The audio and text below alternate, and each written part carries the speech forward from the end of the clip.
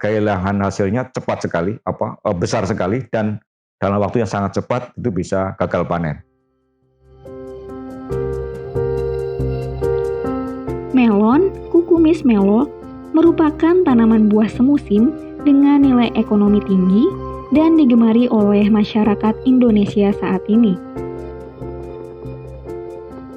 Hal ini dibuktikan dengan permintaan domestik yang terus meningkat. Berdasarkan data Kementerian Pertanian, luas panen dan produksi total tanaman melon terus meningkat.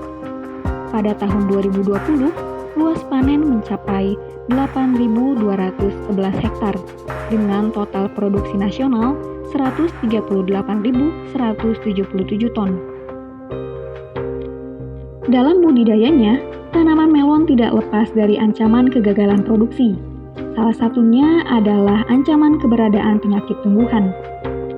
Tanaman melon rentan terhadap serangan penyakit embun bulu atau downy mildew yang disebabkan oleh patogen Pseudoperonospora cubensis. Perkembangan penyakit ini akan meningkat pesat apabila kondisi lingkungan di sekitarnya mendukung, seperti saat lingkungan lembab. Pada awal kemunculannya, kehilangan yang disebabkan penyakit ini sangat kecil. Namun, beberapa tahun belakangan ini, keberadaan penyakit dapat menurunkan kualitas dan hasil produksi mencapai 80% per tahunnya jika serangannya cukup parah. Penyakit embun bulu pada melon hingga saat ini sulit untuk dikendalikan. Petani mengandalkan aplikasi fungisida sintetik untuk menyelamatkan hasil produksinya. Namun, penggunaan fungisida sintetik tersebut dapat mengakibatkan dampak negatif, seperti residu pada buah, resistensi patogen, mematikan mikroba bermanfaat, hingga menimbulkan pencemaran lingkungan.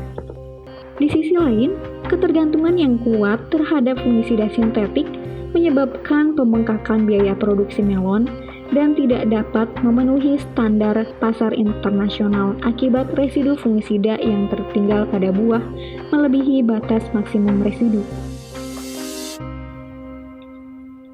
Oleh karena itu, perlu mendorong pengendalian penyakit embun bulu pada melon yang lebih efektif dan ramah lingkungan melalui penelitian dan pemanfaatan biofungisida.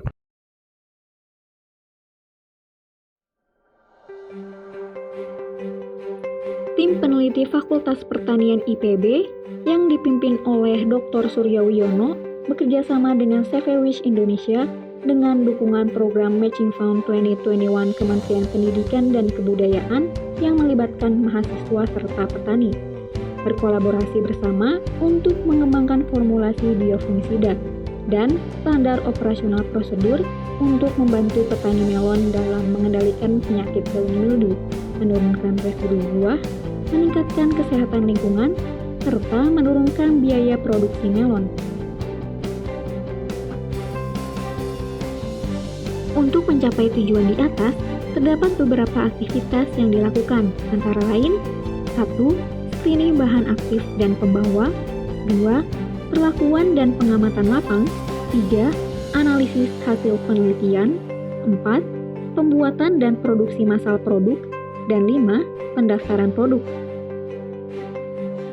Penelitian di lapangan dilakukan di Kabupaten Tegal, tepatnya di Desa Jembayat, Kecamatan Margasari, yang melibatkan dosen dan mahasiswa Departemen Profesi Tanaman Fakultas Pertanian IPB.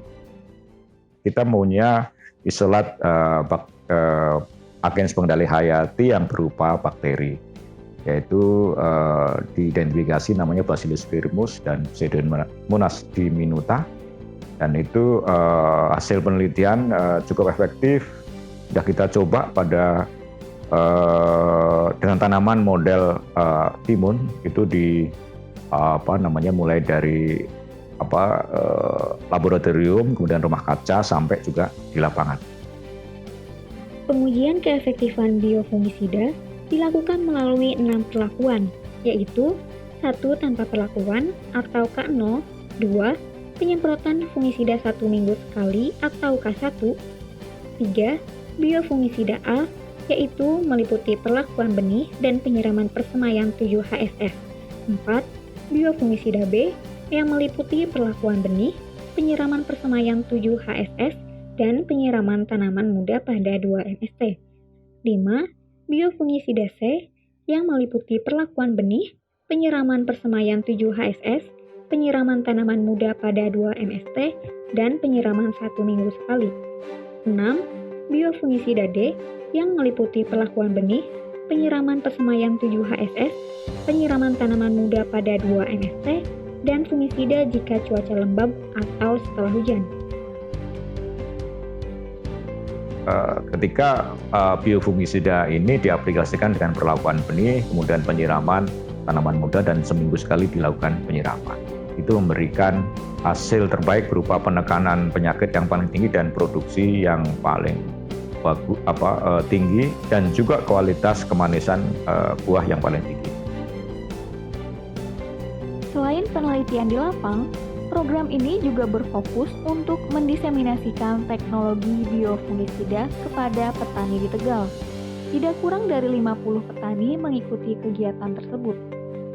Untuk meningkatkan kebermanfaatan dan keberlanjutan penggunaan teknologi biofungisida, program ini telah berhasil mendaftarkan merek di Direktorat Jenderal Hak Kekayaan Intelektual Kemenkumham, yang mana ini menjadi langkah awal ke depannya dalam komersialisasi produk biofungisida untuk mendukung budidaya melon yang lebih menguntungkan, sehat, dan ramah lingkungan.